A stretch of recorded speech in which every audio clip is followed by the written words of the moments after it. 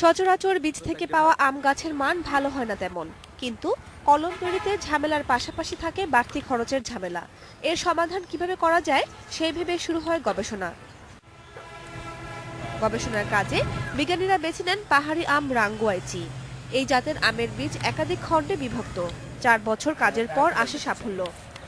অন্যান্য বীজ থেকে চারা করলে সেটাতে ফল আসতে 7 থেকে 8 বছর বা 10 বছরের মতো সময় লাগে, কিন্তু এর ক্ষেত্রে যেটা হচ্ছে, এটা কলমের চারার মতোই মাতৃগাছের গুণাগুণ বজায় থাকবে এবং এর চারাগুলাও দেখতে কলমের গাছের মতোই হবে এবং 2 থেকে 3 বছরের মধ্যে এর মধ্যে ফল আসবে। এই আমের বীজ থেকে কেবল 4 থেকে 7টি চারা পাওয়া যাবে তা নয়, গাছ লাগানোর 2 বছরের মধ্যে আসবে ফল।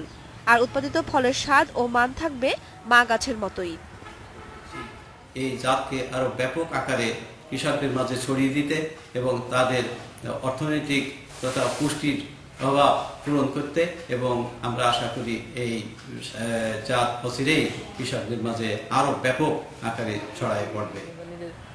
এরই মধ্যে পরীক্ষামূলকভাবে এই আমের চাষ শুরু করেছে চাষিরা। নতুন জাত হলেও তাদের অভিজ্ঞতা বেশ ভালো।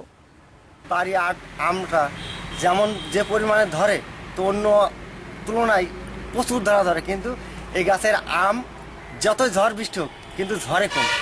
খুব ভালো, এটা কোনো বছরে মিস যায় না, মানে প্রতি বছরে ধরে। আর পরীক্ষামূলক চাষ সফল হওয়ায় নতুন এই জাত ছড়িয়ে দেওয়ার পরিকল্পনা করছে কৃষি গবেষণা কেন্দ্র। কামরুন মুক্তা, ইন্ডিপেন্ডেন্ট নিউজ।